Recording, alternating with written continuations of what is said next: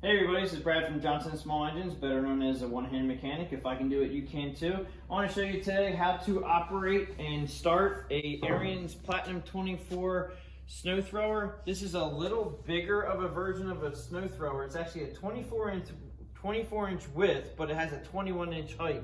It's actually more of a heavy duty one. I do like this machine a lot. It does have a Briggs & Stratton 11.5 horsepower engine on it. And I just want to show you how to operate it and start it. The first thing you want to do is check the oil, which is over here. And this is just your screw in. And you want to make sure on this one that you do actually screw it in. This is a Briggs & Stratton engine. So you're just going to pull it out, wipe it off, and you can see right there. Actually, the arrow's right there. It just has to be in the middle. I'm going to plug it in there and screw it down tight, and then bring it back out. And it shows right there, it's right on the mark.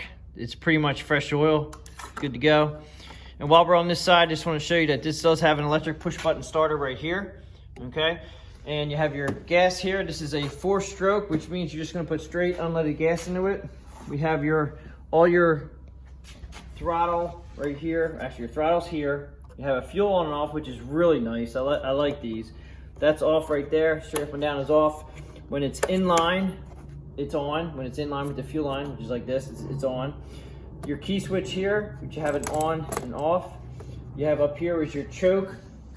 And they're giving you, how they do it here is they give you 1, 2, and 3, which means that you're gonna turn the key on, you're gonna have the choke, which is on and off. They have a little arrow right here, which shows when it's on, it's gonna be like that, okay? That's how it's gonna be on. I would suggest putting on and off just so you know which way is on and which way is off. But when it's all the way over where the arrow is, that's on. And primer, it says here, prime 2 times. So the primer bulb here, you're gonna push it once and twice, and you're gonna fire it up and then run. Okay, so that's off, that's off. We come over here to the throttle, and it has basically a rabbit and a turtle. Okay, turtle is slow, it's all the way over, rabbit's all the way up here. I do notice on these Briggs motors that you have to have it up almost 3/4 throttle when you start it, because anything down past that, it's really almost like an idle. So you're gonna start it at probably 3/4 throttle. You have a pull cord when you're out there in the field and we need to pull start it, but for startup purposes, we're just gonna go ahead and use the electric starter. Just a note on the electric starter. I have heard a lot of people commenting that, does it come with a cord? I used to always say they come with a cord. Well, I think that they're not giving you the cords anymore, so you're just gonna have to get a cord. Try to have something about 16 gauge, no thinner than 16 gauge. You can go 14 gauge, 16 gauge, and no longer than like 10 feet. If you have a real long extension cord, it's not gonna draw all the power. The power actually is gonna be less on a longer cord. This one here is pretty much a 10-foot cord. This is what we're going to use to start it up. And I'm going to go back to the panel over here for all your controls. Okay, so this one here is for your auger, and you just hold it down for the auger. This one over here is for your wheel drive. Now, I do know some of them actually, when you put the auger down and your wheels down, it'll actually hold the auger down, okay, like that.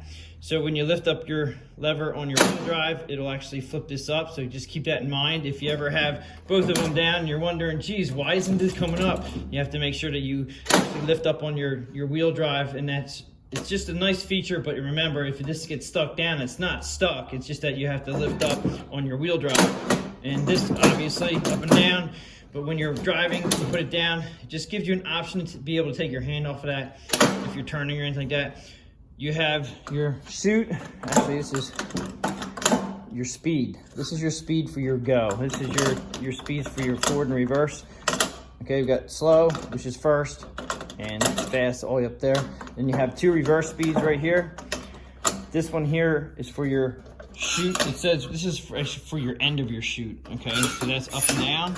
It's nice to be able to do that in the back on the operator's seat for that. And then this here is for your left and right. You do have to just basically, how this works is it has a cable that just by pushing this, you can see that cable. When you push it to the right just a little bit, it unlocks it with the cable. That's how it unlocks it. And then when you let go, so up here you'll see, when you push it, it unlocks it and it moves it. And then when you let go of it, it actually locks it in. Okay, so that's locked. So just by pushing this a little bit, it unlocks it. I really do like this. Hopefully it'll hold up, but just by hitting that a little bit, it just allows you to move it, and then when you let go, it locks it in. It's very nice. I like that feature right there. And then back to this, okay, so nothing down there. So that's pretty much covers everything here. We have the hand warmers, which is nice right here. Just flip it up. And you can tell you have hand warmers if you see a cable coming into your handles. So this cable right here coming into your handles will tell you that you have hand warmers. If you don't see anything coming into your handles, that obviously means that you don't, but also you have the switch here on and off. We'll leave that off for now. Coming over to the front here, we have a nice little handle here that you can pick out, and that basically is designed so if it gets anything clogged in here, make sure you turn the machine off before you use this, and that'll actually allow you to unclog it. It's nice to have these things. A lot of people will lose them. Just make sure the handle is on that side and not on this side, so when you do need it, it's going to be over there, just in case something's going to come out of here. And I obviously would like you to, just don't have it running when you're using this, just so you're not going to lose a finger. They want you to have this to help you. Down here we have our augers, and I did want to show you with the augers that you do have shear pins. Okay, one's here, and then you have one over here, and they're designed to shear. The reason why you see grease, they give you grease fittings. It's nice to have the grease fittings because it'll also lubricate what's up in here on your shaft as far as your augers go, but it also will allow you to get your shear pins out a little bit easier because salt and grime will get in here and it'll actually seize up everything inside here. That's why they give you the grease fittings. This is a gearbox, and that gearbox is full of grease or oil, one or the other. Back in the day, they used to be full of oil, 90-weight gear oil, and now it's actually pumping full of grease, but it's a nice heavy-duty gearbox. You have side skid shoes over here, one on this side here and one on the other side. And the reason why I'm showing you the side skid shoes is this bottom skid plate right here. They call this a shave plate. You're supposed to have a little bit of an air gap here before your asphalt driveway or concrete, whatever. If you keep the air gap, just a little minimum of an air gap, you'll actually save that shave plate forever. And all you have to do is come around and adjust your skid shoes. The skid shoes are here to exactly do that. They skid and they wear down, so you have to adjust them every now and then, and these are nice. You can actually flip them over, which is nice and convenient. As far as starting it now, we want to make sure we're going to use the extension cord. You don't want to go any higher or any longer than 10 feet, like I said. You will drop the current a lot by going longer with cords. 16 gauge is a good gauge. It has 3-prong plug. Just be careful you don't, I have a lot of people that break this plug off. Just make sure that you're going in properly. Okay, it's in. We're gonna go over to our starting right here. Turn the key on. We're gonna put the choke all the way on, and then we're gonna prime it twice. 1, 2. Make sure that your fuel is in the on position, which it is now. And I'm gonna leave it just about 3/4 throttle. And all you have to do is push the button until it starts. And as soon as it starts, you're gonna take the choke either halfway or all the way off, depending on how cold it is. We'll see what happens here.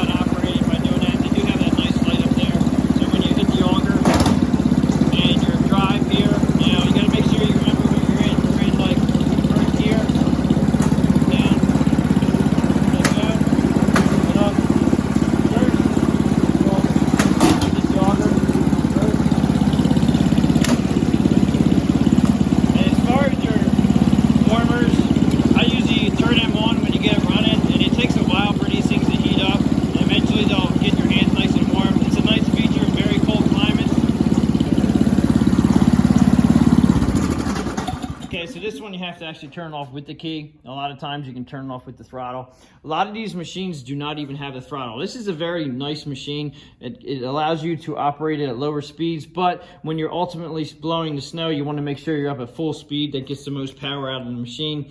And that's pretty much it for how to operate it. I'm pretty sure I covered everything. If you do need to order parts, I want to show you over here in the back of the machine.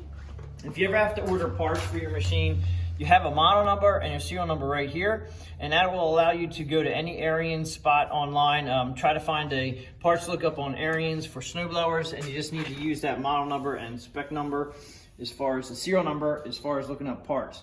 If you have any questions, please leave the comments below if you have questions on this thing. I do appreciate everybody watching my videos. I think that pretty much sums it up for this, and I will catch you guys on the next one.